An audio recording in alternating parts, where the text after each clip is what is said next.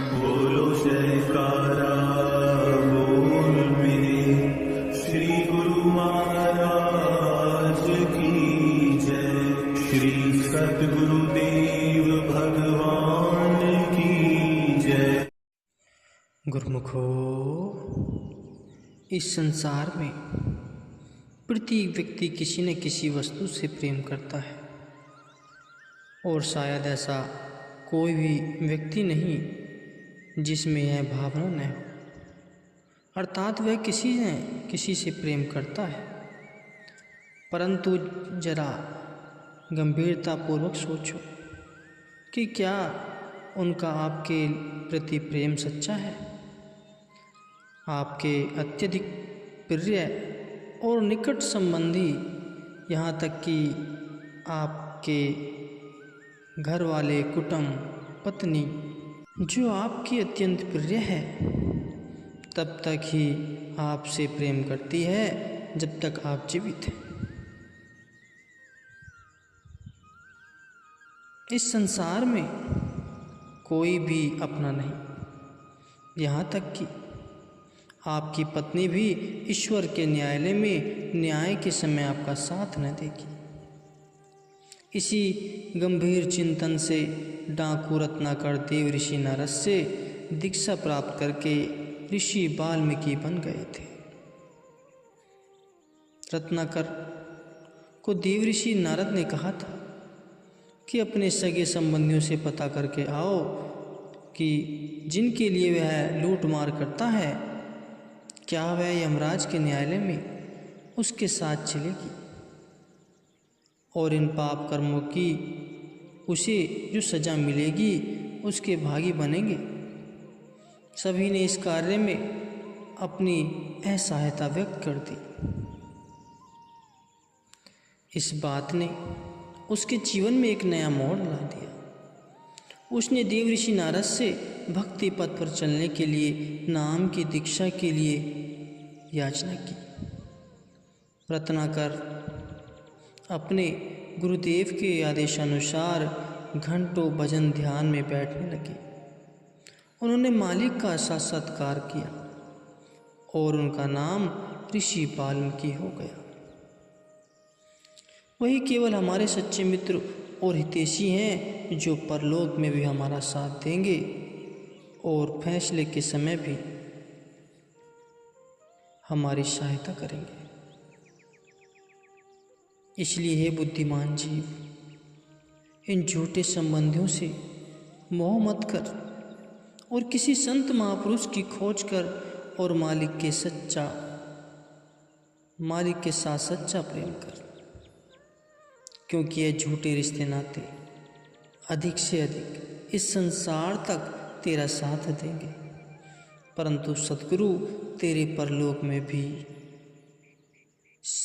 संगी सहाय बने रहेंगे। सद्गुरु में हमारा ऐसा विश्वास होना चाहिए, शारीरिक रूप से हम भले ही सांसारिक कर्मों को करें, परंतु भीतर से हमारा मन मालिक में ही लगा होना चाहिए।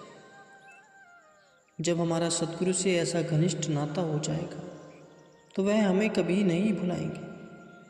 वे इसी शरीर रूप में शुद्ध आत्मा है।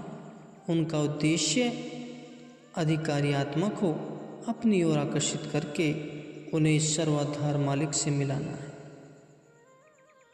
जब तक मालिक स्वयं हमें अपनी ओर न खींचे, हम में उन तक पहुंचने की सामर्थ्य न है। यही उनकी अपार कृपा है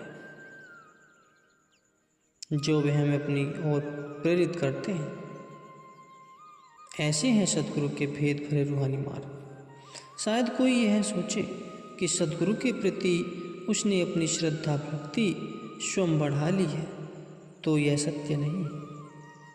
वास्तव में यह तो सद्गुरु ने स्वयं अपनी कृपा और प्रेम से हमारे हृदय में अपने प्रति श्रद्धा भक्ति पैदा की है। सद्गुरु मुक्त आत्मा है और ईश्वर के रूप है। इन महापुरुषों के उपदेश बहुत सरल, स्पष्ट और शुद्ध आध्यात्मिक होते हैं। वे हमें बताते हैं कि हमारे दुख और असंतोष की वर्तमान अवस्था का कारण यही है कि हमने अपनी श्रुति को भिन्न भिन्न अनेकों विषयों में बिखरे हुए हैं। स्वयं को हमने शरीर, मन और बुद्धि मान रखा है, जो वास्तव में हम हैं ही नहीं। यदि हम इस बिखरी हुई श्रुति को बाहर में समेट अपने भीतर केंद्रित कर लें तो हमारे चारों ओर भरपूर आनंद और शांति छा जाएगी। जब तक हमारी श्रुति आँखों के नीचे निम्न लोकों में रहेगी तब तक यह विषय सुखों का अनुभव ही करती रहेगी, परंतु इनकी भीतर की ओर ऊर्ध्वमुखी यात्रा आरंभ हो जाएगी तो इसे सुख और आनंद का अनुभव होने लगेगा। श्रुति की यह आंतरिक यात्रा निश्चय ही साक्षात पूर्ण सतगुरु के मार्ग निर्देशन में करनी चाहिए। श्रुति की अंतर्मुखी यात्रा के लिए आवश्यक है कि नीचे के 9 द्वारों को बंद कर दिया जाए और 10वां द्वार, जो दोनों भौं के मध्य और थोड़ा पीछे की ओर स्थित है, उसे खोला जाए। उस द्वार के आध्यात्मिक राज्य में जाकर श्रुति सुख और आनंद में रमण करती है। 10वें द्वार को इन भौतिक आँखों से नहीं देखा जा सकता। इस द्वार से अंदर जाने के लिए श्रुति को गुरु द्वारा बनाए गए तरीके से नियमित रूप से निरंतर अभ्यास करना चाहिए। जब इस द्वार से श्रुति भीतर जाती है तो वहाँ उसी सद्गुरु के प्रकाश पुंज स्वरूप के दर्शन होते हैं, जो ऊर्ध्वमुखी यात्रा में उसकी सहायता करने के लिए प्रतीक्षा कर रहे होते। दरवाज़ा खटखटाओ और वह खुलेगा।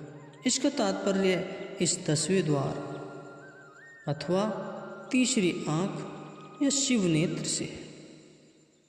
यह वही स्थान है जहाँ से महापुरुषों के उपदेश प्रारंभ होते हैं। इस केंद्र से ही मधुर धुन या शाश्वत संगीत शुरू होता है।